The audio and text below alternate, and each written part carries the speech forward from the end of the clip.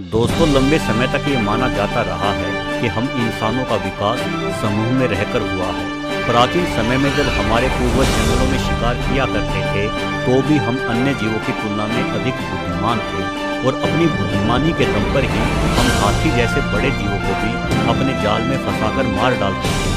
प्राचीन अवशेषों की खोजबीन करने वाले वैज्ञानिकों का दावा रहा है कि अपने शुरुआती दिनों में ही मनुष्यों ने गुफाओं में रहना शुरू कर दिया था, क्योंकि प्राचीन मनुष्य के अधिकतर अवशेष गुफाओं में ही पाए जाते हैं। यानी हम शिकार करते थे और एक सुरक्षित गुफा में सुरक्षित जीवन बिताते थे। किंतु वर्ष 1924 में साउथ अफ्रीका के टोंग नामक शहर में चूने पत्थर की एक खदान में एक श्रमिक द्वारा अद्भुत खोज की गई। इस खोज ने सभी वैज्ञानिकों के सोचने के नजरिए को बदल दिया। ये खोज थी एक ऑस्ट्रेलोपिथेकस बच्चे की खोपड़ी का जवाब। ऑस्ट्रेलोपिथेकस हम मनुष्यों के पूर्वज थे जो तकरीबन 20 लाख साल पहले तक जंगलों में अपना जीवन जीते थे। टोंग में मिली इस खोपड़ी को आज हम टोंग बच्चे के नाम से जानते हैं। ये खोपड़ी इंसानों के एवोल्यूशन के बारे में दोबारा से सोचने को मजबूर करती है। दरअसल उस बच्चे की खोपड़ी के आंख वाले हिस्से में एक छोटा किंतु काफी गहरा छेद था। साथ ही खोपड़ी के ऊपर वाले हिस्से पर खरोंचों के निशान थे और ये खोपड़ी कई जगहों से टूटी हुई भी थी। यानी ये बच्चा किसी शिकारी जीव का शिकार बना था। यानी उस जमाने में हम मनुष्यों के पूर्वज गुफाओं में सुरक्षित जीवन नहीं जीते थे और ना ही हम कुशल शिकारी थे। हम तो खुद शिकारी जीवों के शिकार हुआ करते थे। और अब क्योंकि ना हमारे पास हिरणों जैसी तेज रफ्तार है जो दौड़कर खुद को बचा सके और ना ही हमारे पास भैंस जितनी ताकत है जो अपने सींगों के दम पर खुद की सुरक्षा कर सके, यानी हम मनुष्य शिकारी जीवों के लिए बेहद आसान शिकार हुआ करते थे। अपनी रक्षा के लिए हमारे पास सिर्फ एक ही तकनीक थी, वो थी अपनी मजबूत पकड़ की मदद से पेड़ों पर चढ़ पाने में सक्षम होना। यानी हमारे जीवन जीने का शुरुआती ठिकाना गुफा नहीं बल्कि पेड़ रहे होंगे। पेड़ों पर रहने के कारण ही शुरुआती मनुष्यों को शाकाहारी माना जाता रहा है, क्योंकि पेड़ों पर खाने के लिए सिर्फ फल ही उपलब्ध हो सकते हैं। लेकिन पेड़ पर रहने से भी सुरक्षा की गारंटी नहीं हो सकती। 1970 में जीवाश्म वैज्ञानिक C.K. ब्रेन ने अफ्रीका की विभिन्न गुफाओं में बड़े पैमाने पर खोजबीन की। उनके अनुसार प्राचीन मनुष्यों की हड्डियों के अधिकतर अवशेष गुफाओं और ऊंची पहाड़ियों या अन्य छुपी हुई जगहों पर मिलने का एक विशेष कारण है। क्योंकि हम पेड़ों पर रहा करते थे, इसलिए हमारा शिकार तेंदुए और चीते जैसे जीवों द्वारा किया जाता था, क्योंकि एक तेंदुआ पेड़ पर चढ़ने में बड़ा माहिर होता है। आज भी तेंदुआ अपने शिकार को पेड़ पर लेकर चढ़ जाता है ताकि कोई शेर या लकड़बग्गा उसके शिकार को ना छू पाए। तेंदुए जैसे शिकारी जीव हमेशा अपने शिकार का मुलायम मांस ही खाना पसंद करते हैं। बाकी के बचे खुचे मांस को वो कहीं पहाड़ी या गुफा जैसी जगहों पर छुपाने की कोशिश करते हैं ताकि शिकार ना मिलने की स्थिति में उस बचे हुए मांस को खाया जा सके। प्राचीन मनुष्यों की खोपड़ी पर पाए गए अधिकतर निशान भी किसी चीते और तेंदुए के कैनाइन दांतों से ही मिलते हैं। यानी उस जमाने में हम चीतों और तेंदुओं का प्रमुख शिकार हुआ करते थे। वर्ष 2006 में सूडान की एक ऊंची पहाड़ी पर एक छोटे बच्चे का कंकाल मिला। इस मानव कंकाल पर बहुत सारे छोटे छोटे छेदों के निशान थे। ऐसे निशान किसी पक्षी की चोट से ही बन सकते हैं। मानव बच्चे के कंकाल के साथ ही यहाँ एक बड़े पक्षी के अंडों के अवशेषों को भी प्राप्त किया गया, जिससे आसानी से समझा जा सकता है कि यहाँ किसी पक्षी का घोंसला रहा होगा। यानी उस जमाने में हम इतने आसान शिकार थे कि हमें बड़े पक्षी भी मार डालते थे। दोस्तों, हमारा विकास बेहद ही खून खराबे के साथ हुआ है। हमारे पास एक तेंदुए का सामना करने के लिए कुदरत ने कोई हथियार नहीं दिए, क्योंकि हम बेहद आसान शिकार थे।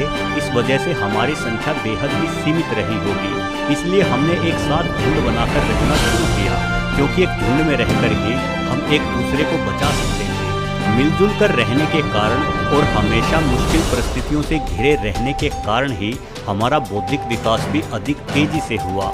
हम 2 पैरों पर चल सकते थे, इसलिए हमारे हाथ फ्री थे और हमारे हाथों की पकड़ भी बहुत अच्छी थी।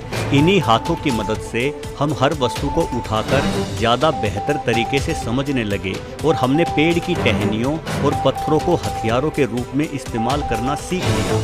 इन हथियारों के दम पर हमारा विकास तेजी से हुआ।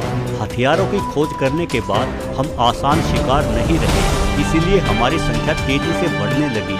बढ़ती संख्या के दम पर हमने हर तरफ फैलना शुरू कर दिया। हमने पेड़ों से उतरकर जमीन पर चलना शुरू किया।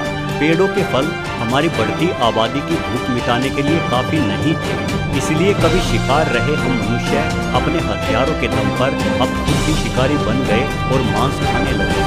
शिकार करने के लिए अधिक बुद्धिमत्ता की आवश्यकता होती है। हर शिकार अलग तरह की चुनौतियां पेश करता है। मनुष्य में उत्पन्न बोलने की क्षमता के कारण हम सिर्फ प्रतिक्रिया ना करके आपस में मिलकर एक योजना बना सकते थे और उस योजना के अनुसार अन्य जीवों को फंसाकर मार सकते थे। बीतते वक्त के साथ हमने आग पर काबू पाना सीख लिया। आग का इस्तेमाल सीखना हमारी पहली सबसे महत्वपूर्ण खोज थी। हमने आग का इस्तेमाल सिर्फ भोजन पकाने के लिए ही नहीं किया, बल्कि आग की इस खोज की वजह से हमने धातुओं को पिघलाना और उन धातुओं को हथियारों के रूप में विकसित करना भी सीख लिया। धातुओं के हथियार आने के बाद हम मनुष्य सभी जीवों से बहुत आगे बढ़ गए। अब कोई अन्य जीव हमारा शिकार नहीं कर सकता था। इन हथियारों ने हम मनुष्यों को जंगल का राजा बना दिया, लेकिन फिर भी मानवों का शिकार होता रहा। दरअसल अब मानव ही मानव का शिकार करने लगा था।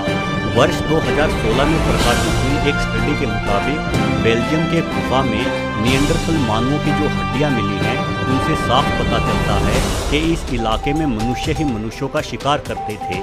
यहाँ मिली हड्डियां करीब 15,000 साल ही पुरानी हैं। जब इन हड्डियों की बारीकी से जांच की गई तो इन पर इंसानी दांतों की ही खरोंचें मिली हैं। मतलब यहाँ आदमखोर मनुष्यों का राज था, जो न सिर्फ एक दूसरे का शिकार करते बल्कि एक दूसरे का मांस भी खाते थे। निएंडरथल हम मनुष्यों से बेहद अधिक मिलती जुलती प्रजाति थी।